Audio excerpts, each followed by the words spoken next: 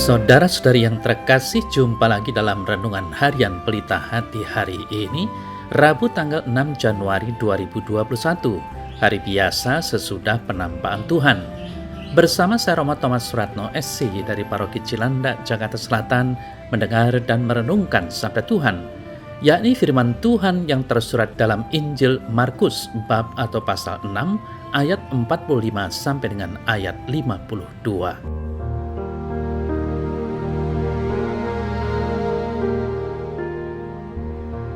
Pada suatu ketika, Yesus mendesak murid-muridnya naik ke perahu dan berangkat lebih dulu ke seberang, ke Betsaida. Sementara itu, ia menyuruh orang banyak pulang. Setelah berpisah dari mereka, ia pergi ke bukit untuk berdoa. Menjelang malam, perahu itu sudah di tengah danau, sementara Yesus tinggal sendirian di darat.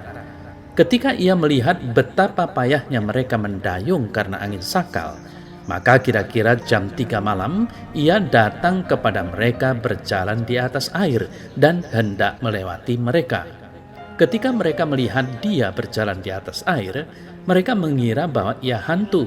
Lalu mereka berteriak-teriak sebab mereka semua melihat dia dan mereka pun sangat terkejut.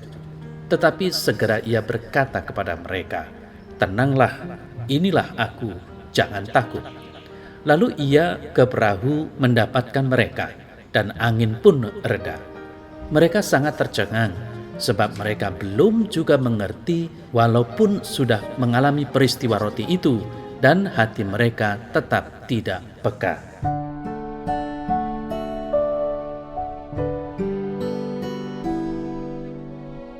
Saudara-saudari yang terkasih, setelah rasa lapar orang banyak dipuaskan, Yesus langsung mendesak para muridnya untuk pergi sebelum ia membubarkan orang banyak. Mengapa Yesus berbuat seperti itu? Penginjil Yohanes menceritakan kepada kita bahwa setelah orang banyak diberi makan, ada gerakan untuk mengambil Yesus dan membuatnya menjadi raja. Yohanes 6 ayat 14-15. Hal itu merupakan hal terakhir yang dihasrati oleh Yesus. Menjadi raja dengan segala kekuasaan duniawi adalah hal yang ditolak olehnya mentah-mentah. Yesus menolaknya ketika dia digoda di padang gurun oleh iblis. Yesus memang melihat masalah ini akan muncul. Ia tidak ingin para muridnya terkontaminasi oleh ide atau pemikiran yang terkait erat dengan gerakan revolusioner nasionalis di antara umat Israel pada waktu itu. Maka Yesus menyuruh para muridnya untuk pergi sebelum orang banyak yang sedang mendengarkan khotbahnya dibubarkan. Kalau tidak demikian, hati para muridnya dapat saja dibakar oleh gerakan revolusioner ini. Yesus lalu menyuruh orang banyak untuk pulang. Saudara-saudara yang terkasih, setelah berpisah dengan orang banyak itu, Yesus pergi ke bukit untuk berdoa sendiri. Banyak masalah yang tentunya bermunculan dalam pikiran dan hatinya. Pada saat itu, sungguh banyak masalah yang ada dalam pikiran Yesus dan hatinya. Seperti biasanya, Yesus menyediakan waktu berada bersama Bapa untuk berjam-jam lamanya. Lalu, dari atas bukit, Yesus melihat betapa payahnya para muridnya mendayung karena angin sakal. Yesus melupakan keselamatan dirinya dan pergi menolong para muridnya yang adalah sahabat-sahabat terdekat yang dimilikinya. Inilah Yesus.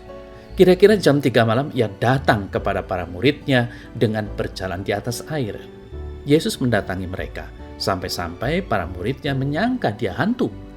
Yesus segera berkata kepada mereka, "Tenanglah, inilah aku, jangan takut." Lalu ia naik ke perahu mendapatkan mereka, dan angin pun reda. Jika berada bersama dia, para murid pun merasa nyaman tanpa takut atau khawatir sedikit pun. Saudara-saudari yang terkasih, dari peristiwa yang diwartakan tadi membuat keyakinan kita saat ini bahwa manakala Kristus ada di antara dan di dalam diri kita, maka badai kehidupan kita pun akan mereda. Huru-hara pun akan berubah menjadi damai sejahtera. Apa yang tidak dapat dilaksanakan menjadi terlaksana.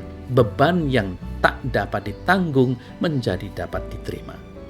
Memang keyakinan kita seringkali tidak berjalan sebagaimana yang diharapkan oleh Tuhan Yesus. Walau kita mengakui diri orang yang percaya kepada Yesus, namun dalam praktek hidup kita belum berani sepenuhnya mempercayakan diri kepadanya. Rasa khawatir, cemas, dan rasa takut selalu saja menyelimuti diri kita, sehingga kita selalu diombang-ambingkan oleh badai kehidupan di dunia ini. Saudara-saudari yang terkasih, kita semua dipanggil untuk menjadi orang percaya yang sungguh beriman, dan bukan beriman yang asal-asalan, sekedar mengucap aku percaya, tetapi baik ucapan maupun perilaku hidup hendaknya mengungkapkan dan mewujudkan iman kepercayaan kita sebagai umat Kristiani. Semoga kiranya kita dapat mempercayai dan mempercayakan rasa cemas dan takut kepada Tuhan dan senantiasa berharap padanya, supaya kita dikuatkan dan diteguhkan akan hal itu.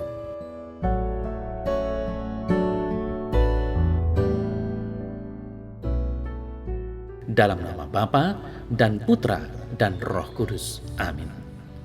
Ya Tuhan Yesus, pada saat-saat aku dibebani oleh rasa takut, perkenankanlah Roh Kudus-Mu mengingatkan aku akan sabda-Mu yang menyejukkan. Tenanglah, inilah aku, jangan takut. Terima kasih Tuhan Yesus, Engkaulah Sang Immanuel sejati, Allah yang selalu menyertai kami. Amin. Dalam nama Bapa dan Putra dan Roh Kudus. Amin.